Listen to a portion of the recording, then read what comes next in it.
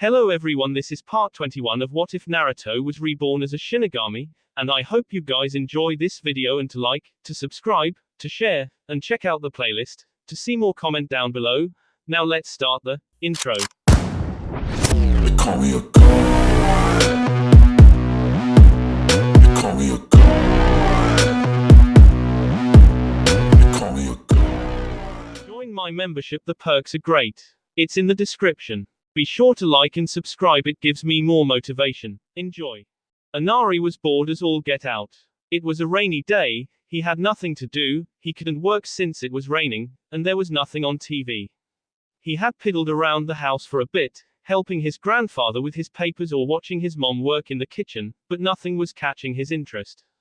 His thoughts went back to years ago when he had been little more than a crybaby, a poor lost little boy that was afraid to do anything or face anyone. Then he had come. Bold, brash, seemingly uncaring of what others thought of him. He was everything Inari wasn't, and yet he had understood him so well. But that was because he'd already experienced the feelings of pain and loneliness that Inari had.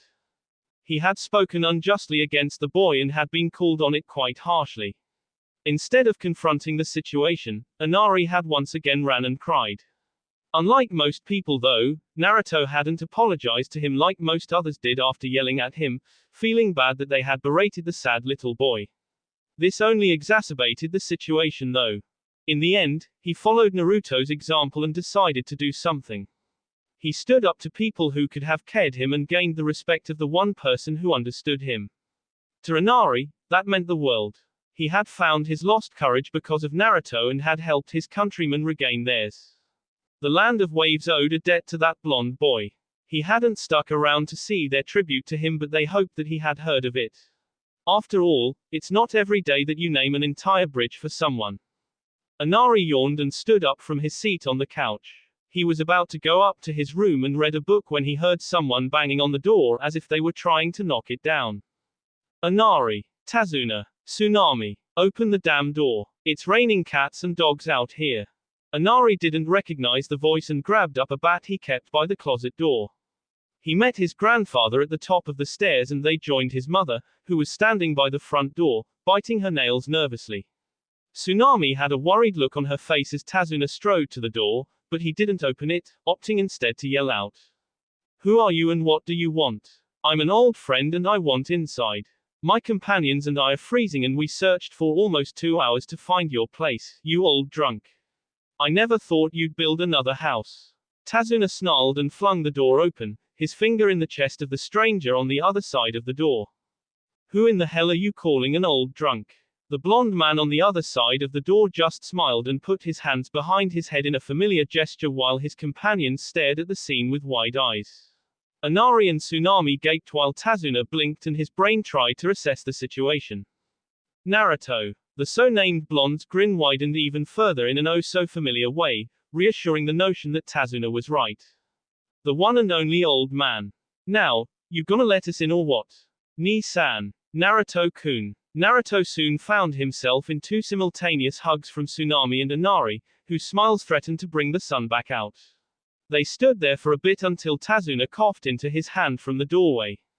I think we should let our guests inside so they can dry off. I'm sure there is a tale to tell here. Tsunami let go of the blonde and ushered the three inside where they followed her to the upstairs rooms and were given towels. She offered them robes, but Jiraiya couldn't fit in any she had and they all had a change of clothes sealed away anyway.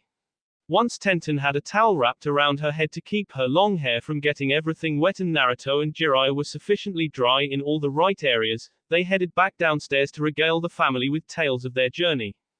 Tazuna was delighted to meet Tenten and Jiraiya and offered the white-haired sage a drink. Jiraiya, still cold on the inside, accepted the sake with great gratitude. He gulped it down with a happy sigh and held out his dish for a second helping. That is excellent sake, Tazuna-san. Naruto snorted and sipped at his water. It ought to be. It's probably the only quality thing on the old lush. I'll show you quality, you little prick. Father, settle down. Remember your health. Naruto-kun, please don't antagonize him. He's not as young as he once was. I'll go start dinner. Naruto snorted, earning a glare from Tazuna and a punch in the side from Tenten. He grunted and looked down at her only to receive a withering glare. Her attitude didn't improve when he began to snicker. What the hell are you giggling about? You look silly with that towel on your head. Cute, but silly. Tenten blushed and folded her arms, turning her face away from him. It was just like him to say something like that in the presence of others. She heard Tsunami giggle from the kitchen and elbowed him in the side. Ass. Inari was growing tired of the banter and was literally bouncing in his seat. Nissan, tell us what you thought when you saw the bridge. Naruto grinned and leaned his head back against the cushion of the couch. It took me by surprise, I gotta tell you. Naruto was excited to finally return to Wave and had run on ahead of Jiraiya and Tenten.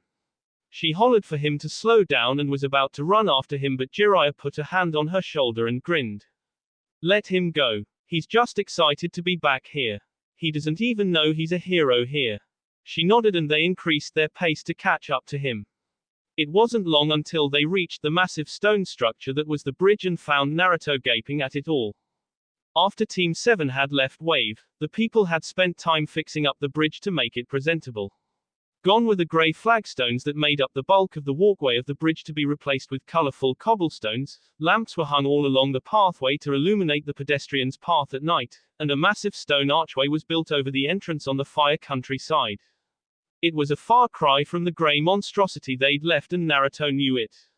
To him, this was proof that the people of Wave had overcome their fears and were moving on with their lives. The bridge had vendors all along it, hawking their wares, and children ran to and fro, as carefree as could be. But what had truly caught his eye was the carved marble sign set into the middle of the arch. The Great Naruto Bridge, the dream of a man, the inspiration of children, the birthplace of a hero. Tenten stood beside Naruto, looking up at the plaque. She'd been to Wave after Naruto had left on his trip with Jiraiya, and she had to say, the country had had a huge turnaround. It was Tazuna once again that hired the Konoha ninjas to rid him of a group of low-rank missing nin that were trying to take advantage of the fact that Wave had no ninja of its own. Team Guy had swept him out with little effort. She remembered that when people saw their headbands, they would ask about Team 7 and how they were doing. Most asked about Naruto, since he was the most easily recognizable and most exuberant of the bunch. Team Guy had danced around the obvious, especially Neji and Lee, since they had been on the retrieval mission for Uchiha Sasuke. What they had found was that Naruto was a well-known figure in Wave and was recognized as a hero for inspiring them to regain their courage. Inari might have been the one to round up the villagers, but Naruto was the catalyst that kicked him in the rear to do it.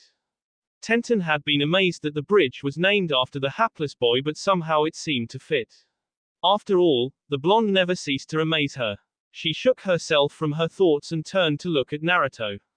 He still hadn't moved, his eyes glued to the plaque, his head seed slightly to the side as if in confusion. She put her hand on his shoulder and shook him lightly.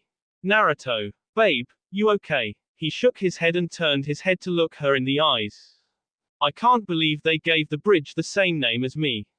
I wanted to be the only Naruto in the world. Tenten rubbed the bridge of her nose in exasperation and smacked him in the back of the head before dragging him off toward Jiraiya, who was trying to chat up one of the girls of the village. Even when it was spelled out for him, sometimes Naruto had a relapse of his gullibility.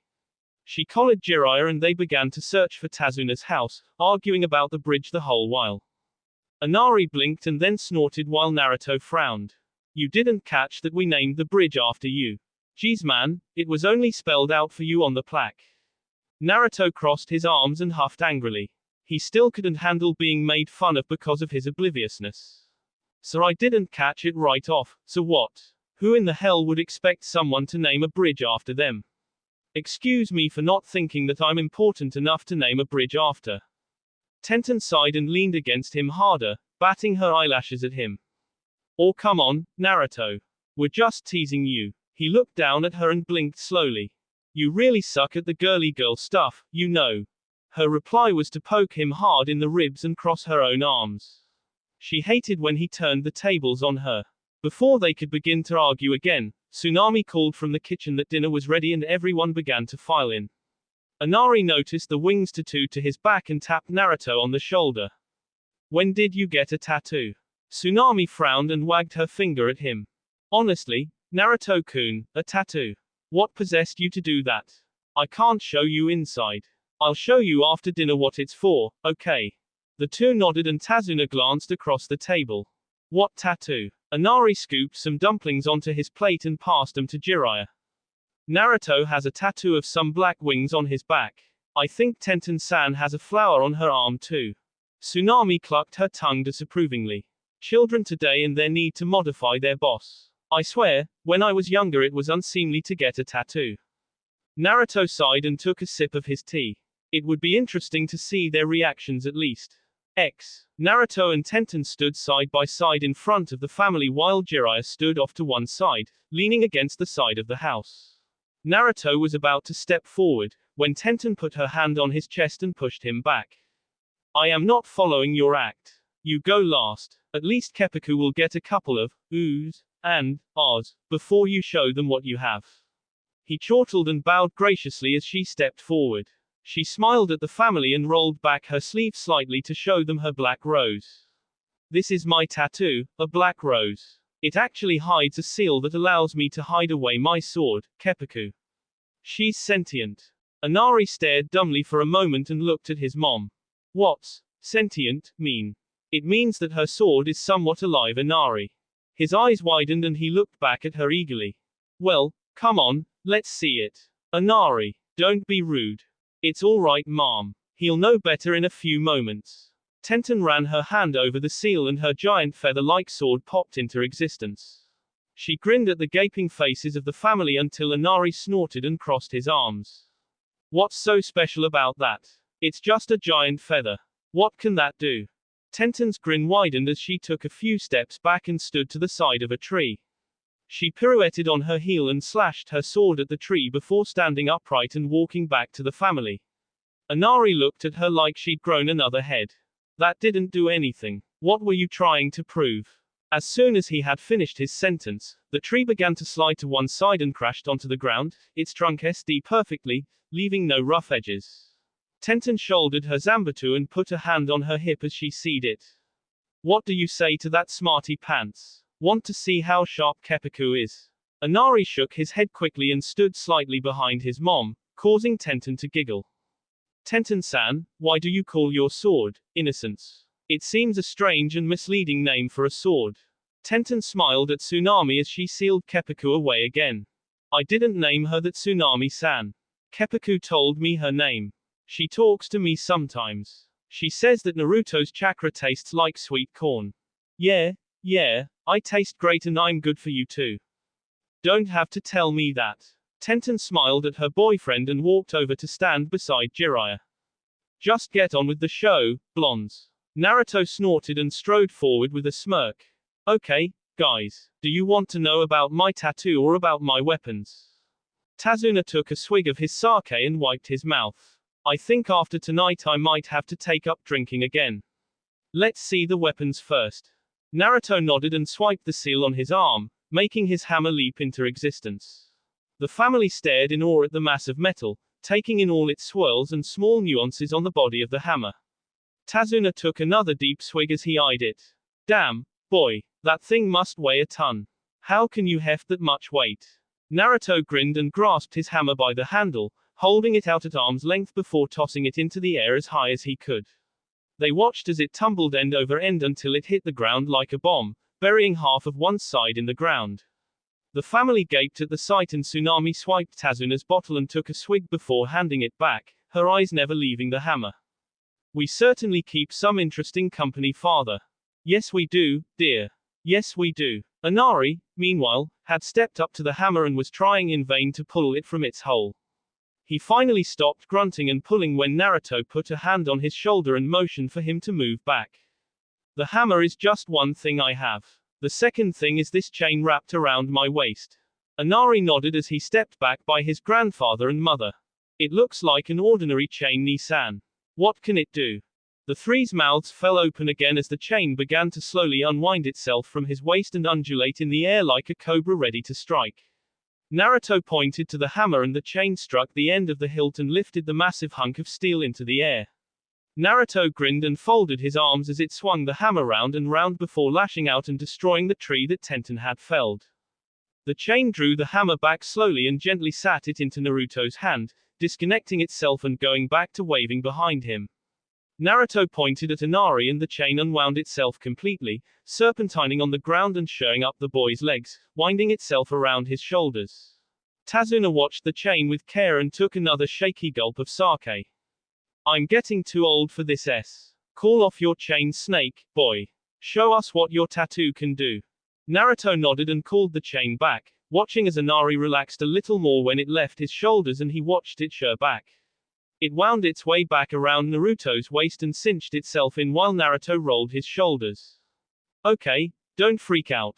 This is my best feature, okay? The three nodded and Naruto smiled as he willed his wings to appear. Tsunami, Tazuna, and Inari gasped when the large white wings burst from his back and spread to their fullest, flapping a few times before settling behind his back. They were immediately beside him, rubbing all over the wings. He tried to keep his face straight when Tsunami rubbed the top of his wings. They're so soft. They're so fluffy. I need another goddamn drink. Tenten coughed into her hand as she walked toward them, gaining their attention. They're really sensitive. Don't touch them too long, please. Tsunami turned to Tenten and looked at her quizzically. They're sensitive. How? The bun-haired girl smirked and pulled Inari's hands away, much to Naruto's relief. In a really good way. Just don't touch them for too long and he'll be fine. So, what do you think? It's amazing. Who would have thought that the two of you were so different? Tsunami gave Tenten a small smile and nodded her head. I was trying to look for a better word but couldn't find one. How did the two of you come by your weapons and why does Naruto-kun have wings? Is it one of those bloodlines you ninjas have? Tenten grinned sheepishly and rubbed her hands up and down her arms nervously as she looked off to the side where Jiraiya was explaining something to Tazuna. You could call it that.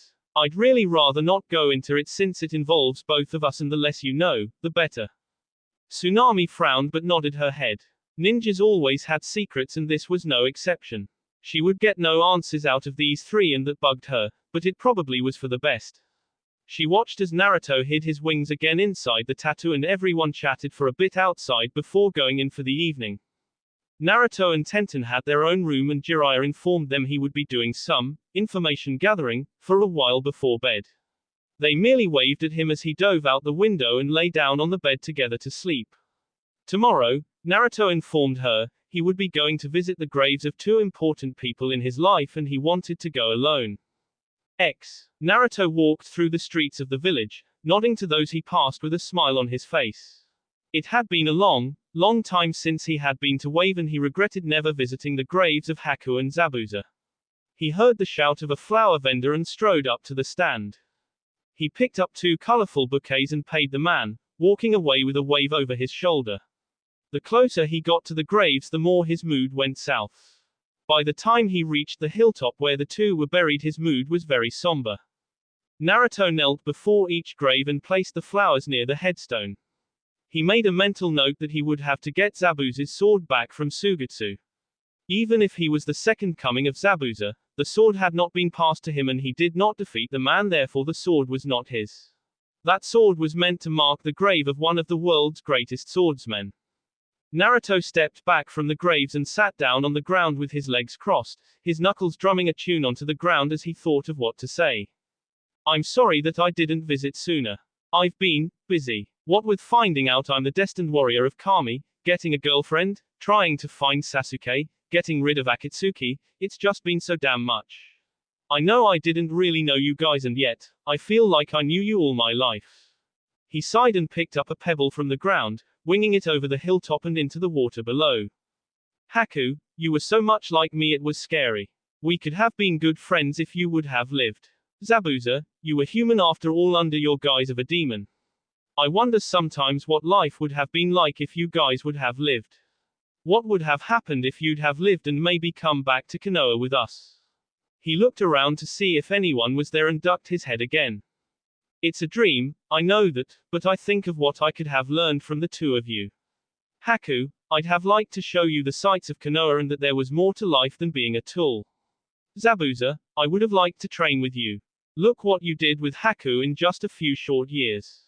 Haku was a prodigy. You took an urchin off the streets and turned him into a world-class shinobi. An ant crawled over his bare toes and Naruto flicked it away. I don't know why I feel such an attachment to you guys. Perhaps it's because you are where I could have ended up. Perhaps it's because our lives were so parallel. Or maybe it's because you'll be joining them very shortly. Naruto's blood froze. That voice was menacing and the air had just become very cold and yet, so hot at the same time. He did not turn, for a wrong movement could mean his life. His voice was like steel as it cut through the air. You're intruding on a very private moment right now. I would prefer not to be interrupted. A scoff was heard and a small grunt. So there were two of them. That pretty much guaranteed Akatsuki. The powerful, unholy auras coming from them was also a surefire bet that the two behind him were the immortals. Naruto took a deep breath and began to rise slowly to his feet, still facing away from them. A different voice spoke to him. We're just here to collect you for our employer. If you come along quietly, then there will be less property damage and less of a loss of time and energy. And why, pray tell, should I do that? Kakazu smirked under his mask and looked over to where Hidden was beginning his mumbling prayers. You know who we are, boy.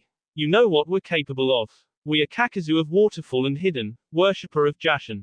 Still not sure where he came from. We are the immortals of the Akatsuki. You don't stand a chance against us. Zetsu and Kisame were taken by surprise. Deidara was an overconfident fool. Toby, a lucky one. We will not be so easily cast aside. Naruto turned so he could see his pursuers and sniffed at the air. The pungent aroma of smoke and blood reached his nose and his eyes narrowed. Did you pass a monastery on your way here? Kakazu's smirk widened. Yes, we did. That temple is no longer in service and the monks have been silenced, forever. Naruto grit his teeth and his eyes shifted as Hidden stood up once again. Praise be to Jashin SA. Shut the F up. Hidden's eyes widened and his grip tightened on his scythe. No one disrespected Jashin-sama. Not Kakazu, not Pain, not anybody, and especially not some heretic little asshole follower of Kami. This one is mine, Kakazu. Stay out of this. If he makes it back to the Akatsuki alive, it will be because Jashin-sama wills it and because it is a part of his greater plan. Otherwise, he SS here. Kakazu blinked and folded his arms under his robe. Hidden, remember what Pain-sama. F Pain and F the Akatsuki. This heretic son of AB has to S now. Call me a heretic again and I'll shove that scythe up your ass sideways. You said those monks with no cause. That's a heavy sin, Mayor. Hidden shot a glare so powerful at Naruto that Kakazu felt it and took a few steps back. Naruto, however, remained unaffected and his chain came to life, undulating behind him over his shoulder. Hidden eyed the chain with disdain and hefted his scythe. Prove to me then that your god is stronger and I shall not call you a heretic, you heathen. Hidden's eyes widened when the chain whipped out and struck him on the cheek, sending him reeling. He thrust his scythe blades into the ground to gain leverage and righted himself. Bah, that attack was weak. My god is stronger. The chain rubbed against itself, creating an awful grating sound, as Naruto readied himself to fight. Kakazu merely stood off to the side as if watching a show. Naruto knew he had to get help and the best way to do that was to cause a big disturbance. Luckily, he knew how to make a big racket. A familiar blue swirl found its way to his right hand and he grinned at the white-haired man. Dodge this, asshole. X. Jiraiya and Tenten had been working on her Doten jutsus when they felt the enormous release of power. The two were headed toward the source before the signature had even begun to dissipate. As they ran, Tenten unsealed Keppuku and the sword sang a song of battle. She was ready to destroy once again. Jiraiya cursed himself for a fool for letting Naruto go off on his own. Until they had the situation more under control, none of them could afford to go off alone anywhere. He felt the explosion as Naruto's jutsu impacted something and picked up his pace as the air filled with dust and debris. He could only hope they could make it in time. X. Kakazu watched with great interest as Naruto danced around Hidden, keeping out of the man's reach. He had warned Hidden not to underestimate this Jinchuriki.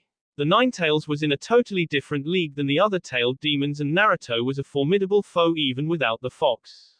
Hidden missed another swipe and Naruto leapt away, the chain striking out to try to wrap around Hidden's scythe. Kakazu was still aware of his surroundings, however, and leapt away as Tenten and Jiraiya came onto the scene. He blinked slowly and cursed. Even as powerful as he was, Jiraiya would be a problem. Luckily, he was well equipped to fight more than one opponent. Tenten grasped Keppuku in both hands and swung as hard as she could at Kakazu's side, but failed to catch the man. He jumped to the side and looked back and forth between the two as he called to Hiden over his shoulder. Hiden, we have more company. The white-haired man dodged another kick from Naruto and was struggling to keep hold of his scythe, the chain having finally gotten a hold of it. I'm a bit busy, damn it. Handle it yourself. Gimme back my scythe, mother there. Naruto's chain cast the scythe aside and he ran at Hiden, confident that he had the man where he wanted him now. Hiden watched the boy approach and narrowed his eyes as his hand slipped into the folds of his robe. Naruto formed a Rasengan in his hand and thrust it toward the man's chest. Tenten watched as black ink began to leak from Kakazu's body and masks emerged behind him. The tall ninja stood seemingly without a care in the world. Tenten edged back slightly so she could be by Jiraiya. Who is this guy? Jiraiya's eyes never left Kakazu, waiting for him to make a move. He's Kakazu of Waterfall. Word has it that he's well over 100 years old and thus, that he's immortal. He fought the Shodai Hokage and came out with his life still intact. He is not to be taken lightly. There isn't much information about what he can do except that his skin is very tough to penetrate and that he takes the hearts of those he KS. He's a sick twisted SOB. That's all I got. Tenten nodded, more to herself than anyone, and gripped Keppuku tightly. Thank you Jiraiya-sama. At least we know some things about him. If we fight smart, we can take him down. Everyone has a weakness. Jiraiya cut his eyes to the girl and smirked. Jiraiya-sama, when did this start? I just thought you deserved a little respect for once. Don't make me regret it. Wouldn't dream of it. Jiraiya, do you know what your head is worth in AM? Jiraiya watched for any sign of movement from the blank-eyed man, ready to leap for him in a second. All three tensed when they heard a scream. Ow, that hurt, Ushid.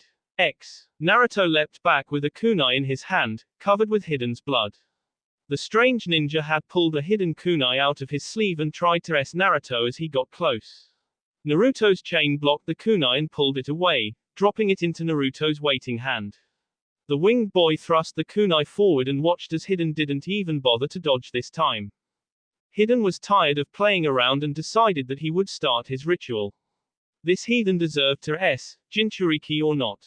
The kunai entered just below his ribcage and he stumbled around as his blood flowed to the ground. The pain from the wound was excruciating. Ow, that hurt, Ushid. Hiden stood back upright, a glare on his face. He had completed his ritualistic circle, now all he needed was the heathen's blood. He locked eyes with Naruto and grinned as his hand tightened around his side's rope. You can't K me. Try all you want, but the fact is you're going to rest today. I'll less your life to Jashin-sama and he will reward me greatly. Now Naruto saw the rope tighten and heard the whistle as the scythe came for him from behind. He tried to dodge but it nicked him on the arm as it went by. He tumbled along the ground for a second before coming back to his feet to face a madly grinning Hiden. Hiden looked with unbridled glee at the droplets of blood on his scythe's blade. This would mean the end of the heathen for sure. No one ever survived his ritual. He licked the blood off the blade and shivered at the taste. Delightful. Naruto watched with horror as Hiden's skin began to change to a black shade and white markings appeared like bones. Hiden's demeanor became more maddened and insane as he cackled to the heavens, sending a chill down Naruto's spine. At last the preparations are complete. Naruto's eyes widened as Hiden calmed down and stopped his cackling, his eyes boring into the blondes. Before you heathen, you shall feel glorious, never-ending pain. I'll K you slowly and I shall revel in your misery. Now, let me hear you scream. He took his scythe and jammed it into his leg, biting back his own scream as Naruto grabbed his leg in the same spot as Hiden and screamed out in pain. Tenten heard the scream from Naruto and turned away from Kakazu to see him clutching his leg and yelling in pain. Her eyes widened in horror when she saw Hiden laughing like a maniac with his scythe in the same place on his body that Naruto was clutching. Something was amiss. Jiraiya hollered at her to wait as she began to sprint toward Naruto when a hand came out of nowhere and grabbed her tea. Tenten hovered with her toes barely touching the ground as she saw the hand was connected by that inky blackness to Kakazu, who stood several feet away. The white-eyed man blinked slowly as he catapulted her back to Jiraiya. I wouldn't interfere with his ritual, girl. He gets testy when people interfere. I'm after Jiraiya's head, but you don't have a bounty and you don't seem to have an elemental affinity that would help me, so I don't need your heart. I suppose you'll just have to help me by S. Tenten coughed and rubbed her tea. As bad as it was to say, Naruto was on his own for the time being. She and Jiraiya would need to get serious to beat this guy. He wasn't like Toby, aloof and goofy. Kakazu was cold and calculating. There was no movement lost with him. She cringed as Naruto screamed again and held Keppuku in front of her defensively. Jiraiya-sama, what do we do? Jiraiya looked around quickly, analyzing the situation.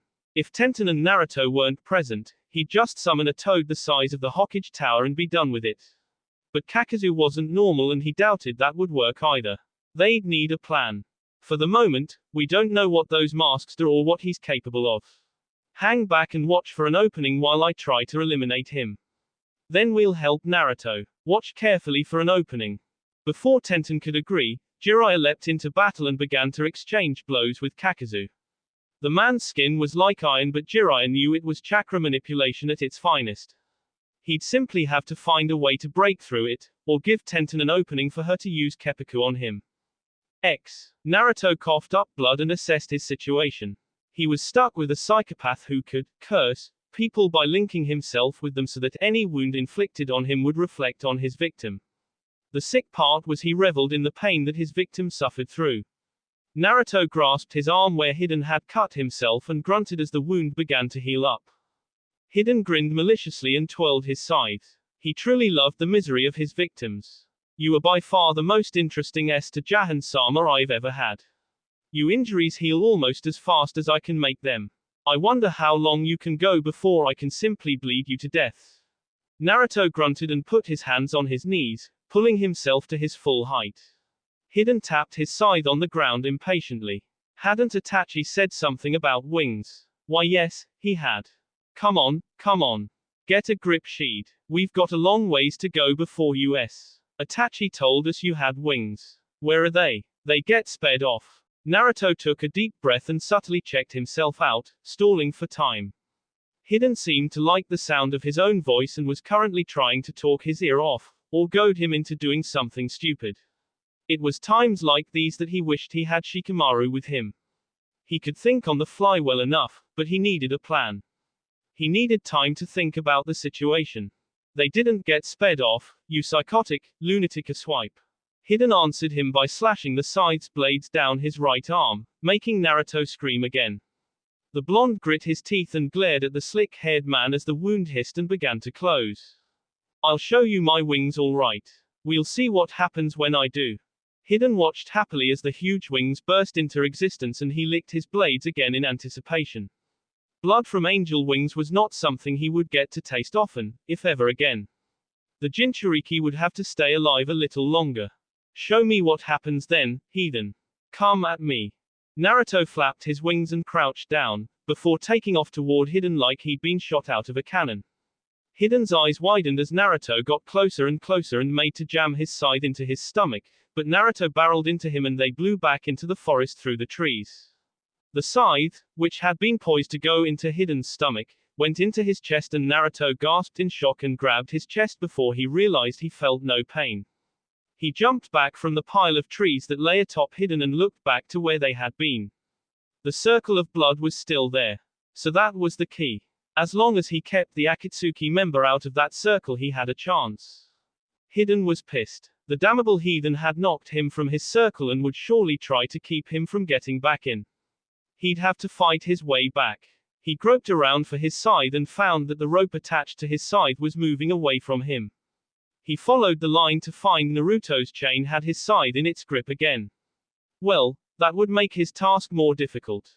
Naruto looked at the scythe hard. He couldn't figure out why the scythe had 3 blades. It had to have some purpose, but it was beyond him. Perhaps it was a ceremonial blade. No matter, he didn't have time to worry about it. His chain kept the line taut and Naruto ran forward, pummeling Hiden with punches and kicks. Hiden cried out in pain. The blows from the kid hurt like hell. Pain was nothing new to him, but few could survive as many injuries as he had given this recent S. Truly, he would be worthy of Jashin-sama. Hiden was knocked back against a tree hard and blood erupted from his mouth. He landed on his knees and began chuckling again. It's too bad, kid. You're tough. You remind me of me before Jashin-sama came to me in a dream and offered me his gifts. You would have made a great follower of Jashin if Kami had not found you first. Naruto narrowed his eyes and crept forward slowly, still leery of the supposedly injured man. I was never like you. I'm not like you. And I'll never be like you. You're going to rest today so no one else will suffer in your god's name ever again. I'll make certain of it. Hiden snorted and pulled hard on the rope. Naruto jerked back on his chain and stumbled when Hiden let go of his end of the rope and darted forward. Naruto couldn't gain his footing in time as Hiden dashed past him and snatched up his scythe again, Naruto's chain still attached. He dragged Naruto along until he was back in the circle and sank his blade into his leg again to let Naruto know he was back in charge. Delicious, isn't it? My wound is your pain and your pain is like sweet nectar to me. We are bound through blood. This scythe is a conduit through which we both suffer. The only difference is that Jashin-sama won't let me while Kami has given you nothing. Enjoy the pain with me. Naruto clutched his leg and gasped as another pain shot through his arm. That's when Hiden's words came to his mind. Bound by blood. Conduit. He had a crazy idea. It could either make the situation worse, or turn it in his favor. Hiden stopped rambling when Naruto began to laugh and climbed to his feet. You wanted to see whose god was better, Hiden. Fine. We'll find out right now. Naruto ran his hand over his arm and his hammer puffed into existence. Hiden eyed it with amusement and hefted his scythe again. The hammer was massive, but he wasn't worried about it. I don't know what you hope to accomplish there, Hiden. While I'm within my circle, anything you do to me will reflect on you. Naruto grinned as his chain connected to the hilt and it held the hammer aloft above him. That's what I'm counting on. Jiraiya had tried everything he could think of short of smothering Kakazu with Gamaken. Doton, Yomi Numa wouldn't work. Those masks allowed him to control different elements so his Kaiten jutsus were out of the question. Not to mention that the tall man hardly had to move to attack since he could detach pieces of his body and move them at will. And the iron skin of Kakazu hurt like hell to punch. It was a Doton manipulation. Oh, what he wouldn't give to have Kakashi and the Reikiri here with him at the moment. He'd have to get Tenten involved in this. Jiraiya leapt back beside the girl, huffing slightly. He was nowhere near finished, but he had no clue how to go about this. That's when inspiration struck. Jutsus took chakra and he had the ultimate foil to jutsus with him. Tenten, I need you to listen to me. Follow me closely and when he tries to stretch his arm again, try to cut that black stuff with Keppaku. Have her drain the chakra out. Tenten's eyes widened in understanding and she nodded her head. Of course, chakra was the essence of life and if Kakazu was doing jutsus, he had to use chakra. Those masks must take up copious amounts of chakra, not to mention his iron skin. Kakazu's eyes narrowed as Jiraiya came from his left and Tenten came from his right. He cast aside his robe and the blackness burst from his back, the masks taking on humanoid forms. Jiraiya grit his teeth and leapt back from the mask that approached him, flinging a Kaiten jutsu at him. He reckoned that if they said them that the jutsu would unravel. If Kakazu took the hearts of ninjas he ked, then they were parts of the masks. He only wished he had more information. He looked over to where Tenten was dodging her blob of blackness frantically while swinging Keppaku at it. The Zanbatsu would absorb chakra from whatever it touched and the blackness that it touched would fall to the ground and shear back to Kakazu. The mask threw another Kaiten jutsu at him and his eyes widened in realization. The mask that Tenten was fighting would only use Futen jutsus. That was their secret. The hearts of the ninjas he'd ked allowed him to use their elemental alignment with no consequence. If you ked the mask, the heart would lose its host and would k them all, and the so-called immortal would go down as well. Jiraiya formed a Rasengan in his hand and bided his time so the mask would get closer. It flew toward him and he thrust his hand forward, the Rasengan tearing through the mask. The humanoid blob stopped when the mask cracked and fell to the ground in pieces before falling to the ground, its form lost. Jiraiya gulped down a breath of fresh air and hollered at Tenten. Tenten, break the mask. It's the source. He watched as the girl grit her teeth and gripped Kepaku like a baseball bat before charging into the inky blackness. Her eyes shone with fury as she was scratched and cut as she brought the giant feather down full force onto the mask, shattering it into a million pieces. She let Kepaku fall to her shoulder as she huffed and stared at Kakazu, who was unamused.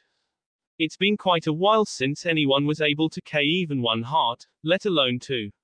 I'll have to take both of yours in recompense. Jiraiya readied another Rasengan and Tenten pointed Kepaku at Kakazu. We'll K those other two hearts first, immortal. Then, we're coming for you. Kakazu snorted as his sachas began to unravel one by one. Come then. Those hearts were getting on in years anyway. They were all about to charge when a blood-curdling scream echoed through the air. The thing that excited Jiraiya and Tenten and worried Kakazu was that it was hidden, and not Naruto. Naruto watched as his hammer rose and hovered before him, the spikes pointing at his chest. Hidden just watched and grinned, sure that the Jinchuriki was committing S to avoid any more pain. Naruto gulped and said a prayer to Kami that he hoped his plan would work. He could have sworn he felt a feminine hand caress his cheek and resigned himself to his fate as the hammer sped toward him. It hit his chest with a sickening thud and he stood for a moment, but felt nothing. Then, he heard the chilling scream. Hidden watched smugly as the points on the hammer sped for the heathen's chest. The weight of that thing, combined with those spikes, would tear right through the boy and he would get to taste the delightful agony before the light went out of his eyes. His grin widened maliciously when he heard the thud as the hammer went home, but went away when he felt a sharp twist in his chest. He curiously looked down at his chest to find 3 bloody holes lining his torso. He began to shake as his nerves caught up to the damage and he screamed out. Ah, it hurts. I'll K you, you motherfucker. Jashin-sama will not forgive you for your sins. Hidden dropped his scythe, forgetting his position for the moment and grabbed at his chest, gasping for breath. What had happened? His ritual had never done this before. Naruto watched as the chain pulled the hammer back and it slid from his chest with a wet, schlucking sound, the wounds healing even as the hammer left him. He patted the part where it had been and grinned. So, he had been right. The hammer was a holy hammer and only hurt those who were truly wicked. The righteous and virtuous were safe from its judgment. He strode to where Hidden was kneeled down and kicked the man's scythe away. I thought you were used to pain. I thought you reveled in it. But, I guess that's only when the pain isn't yours, huh? You're such a crybaby. F you. Naruto frowned and the chain thrust one of the hammer spikes into his hand, opening a hole in Hidden's. The man yelled and grabbed his hand. Naruto summoned 4 cage buncheons and they each grabbed a limb of Hidden's, holding the man inside the circle. You ked the peaceful monks of that temple of Kami, monks who had done nothing to you. Now, I'm going to show you their pain, Hidden. I'll show you what being a follower of a god of death brings you. Hidden spat on one of the clones and glared at Naruto. He eyed the chain that hovered behind the boy, the hammer attached at the hilt. Heathen, heretic, non-believer, Jashin-sama will rain down upon this world with hellfire and it will burn in the great cleansing. You can't K me. I worship the great Jashin-sama. He has given me immortality and with it, I am invincible. Naruto knelt down next to the white-haired man and whispered into his ear. Where is your god now when you need him, Hidden? My god is with me now. Praise be to Kami-sama. Hidden's eyes widened when he thought he saw a woman behind Naruto as he stood, looking at him with sad, but firm eyes. He clenched his teeth when Naruto smacked himself in the back with the hammer, beginning the punishment. Praise be to Kami-sama. May she forgive you for your sins, Hidden, because I surely won't. Jiraiya broke through the mask of Suten just as Tenten broke the one of Raiten. They were both nearly S on their feet from the fight. No wonder Kakazu was an S-class missing nin. Fighting him was like fighting 5 people at the same time. He had an answer for every element. Jiraiya was about to step forward when Tenten held her hand out. Let me finish him, Jiraiya-sama. It's the least I can do. Jiraiya stared at her worriedly. She looked as if she was about to collapse any moment and she still wanted to fight. Tenten, let me do it. You look like you're about to fall over. I got it. Don't worry, I got a plan. Kakazu watched as they talked amongst themselves. He'd never expected them to K all but his heart. Once he K'd them and took their hearts, he'd have to go hunting again for even better hearts. He hadn't heard from Hidden yet either. Dumbass probably got overconfident again and got his ass handed to him. If you don't mind, I'd like to get on with this. Time is money, you know. Tenten scoffed and stepped forward, Keppaku on her shoulder. Yeah, old man. I hear you. Kakazu grunted and pulled down his mask, the inky blackness spilling from him like water. He would have to end this quickly. With only one heart and one of the Sannin before him, he could afford no mistakes. He'd have to kill the girl first, absorb her heart, and then go after Jiraiya. He could stch himself back together later. He watched carefully as the girl ran toward him and swung her sword down to cut through his black essence. He moved it away and it rose up to strike at her.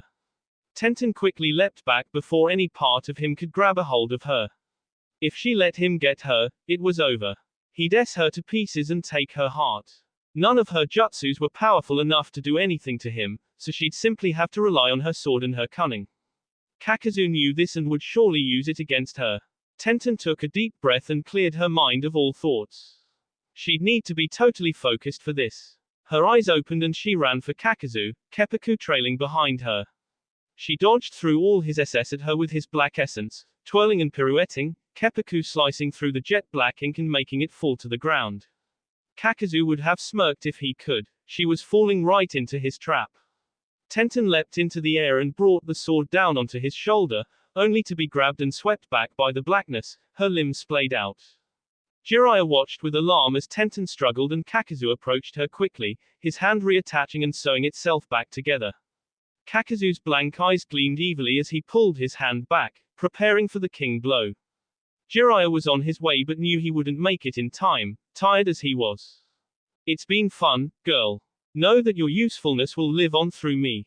Jiraiya cried out as the man thrust his hand into Tenten's chest and the girl spit out blood. Kakazu's eyes shone with happiness before they glazed over in confusion and he looked down at his chest. Keppaku was sticking out of his chest, his heart impaled on the end of it. He gurgled and turned his head to see Tenten, barely on her feet. The Tenten before him burst into smoke. Cage, Bunshin, you little bee. Tenten gave a gasping laugh and sank to the ground, her sword still impaled through the man's chest. My boyfriend's favorite jutsu, though he hasn't used it for quite a while. I only had enough for the one. I swapped places with it when you spit that black S out of your mouth. Kakazu's eyes began to glaze over more and more as he reflected on things. All these years, and I get beaten by a little kid. Jiraiya flopped down beside Tenten and put his arm around the girl's shoulder, letting her lean on him. That was brilliant, Tenten. He never saw it coming. All that training paid off. She gave him a weary smile and struggled back to her feet shakily, using Keppaku as a crutch. The sword was still singing away happily at the destruction she had caused. Jiraiya steezed her as best he could and Tenten sighed heavily. Let's find Naruto. Since Hiden hasn't come back yet, I'm assuming they're still fighting. The scene they walked up on was one they never expected to see. Tenten was horrified as four Narutos held Hiden down in the middle of an arcane circle while Naruto used his chain to hit and cut and himself with his hammer. The horrible part was that the wounds were showing up on Hiden while Naruto just absorbed the damage. Hiden's wounds did not go away however. Hiden's screams had ended long ago. The pain was too much and he had already screamed his T-horse long ago. For the first time in a long time, he was actually praying for death for himself. Naruto espered himself with one of the spikes again and looked down at the pitiful mass that was Hiden. There was no swaggering, foul-mouthed ninja now. Just a shell of the once proud worshipper of Jashin. Naruto bade his chain drop the hammer to the ground and he picked it up in his hand. Jiraiya and Tenten watched as he slowly made his way to stand by Hiden's head. The battered ninja rolled his head to look up at Naruto, his bravado long gone. Naruto stared down at Hiden blankly, almost as if the man wasn't below him. He lifted the hammer high overhead and both Tenten and Jiraiya knew what was coming next. Hiden, your sins are many in the eyes of the kami. I don't know what Jashin promised you if you served him, but it didn't help you in the end. You killed many innocent people over the years for nothing. There will be no resurrection of that demon and no mercy for you. You are guilty. Hiden's eyes hardened and he made to scream and curse at Naruto, but all that came out as the hammer came crashing down was Jashin-sama. The hammer came down hard and Naruto heard the telltale sound of skull breaking and brain splattering. He lifted the hammer and frowned at the remains of Hidden, the body still trying to move, even though there was no head anymore. He wearily turned to Jiraiya and Tenten as he sealed his hammer away and his chain wound around his waist while Tenten sealed Keppuku. Jiraiya watched with a smile as Tenten collapsed in Naruto's arms and he sat down hard on the ground. Sensei, can you dispose of the boss? Burn them both and then sink them with Yomi Numa. Their boss can't ever be found if it can be helped. Tenten looked up at him sleepily and nuzzled into his side more. What about his scythe? Naruto looked over at the weapon and sighed. I'll destroy it. He wrapped his arms around Tenten and slowly stood with her in the bridal position. We're going back to Tazuna's, sensei.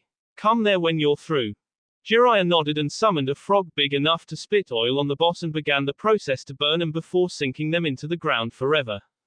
Tsunami nearly had a stroke when she saw Naruto and Tenten but was brushed aside gently by a wing as the boy made his way up the stairs and collapsed on the bed while he held Tenten close to him. They stayed asleep for nearly 2 days. When they awoke, they stumbled down the stairs to find the family waiting on them with Jiraiya, who didn't look any better than them. The two greedily scarfed down their meal and sat back, fully satisfied, rubbing their bellies. Jiraiya got their attention by coughing into his hand while he cradled his other arm. It still hurt from punching Kakazu. We'll be leaving soon. We're going back to Konoha. Naruto and Tenten looked at each other and then back to the Toad Sannin. Naruto shook his head. But we haven't defeated Akatsuki yet. Why are we going back early? Jiraiya gave him a weathered look and took a sip of his drink. I'm exhausted, Naruto. So are you. Answer is Tenten. We've been on the road for months, dodging attacks and launching counterattacks. We need a break. We need to go home and report. We're burned out. We're going home. Naruto nodded meekly and leaned back in his chair. Truth be told, he wanted to go home as well. So did Tenten. He was so tired, sleeping soundly and safely for a while sounded really good. He gave Tenten a kiss on the cheek and rose from the table, saying he was going to destroy Hidden Scythe. Everyone listened and heard the S as he broke it into a million pieces. It would trouble no one ever again. A couple days later, the 3 Konoha ninjas left Wave on their way back home. They met no resistance and it was all in all a pleasant TS.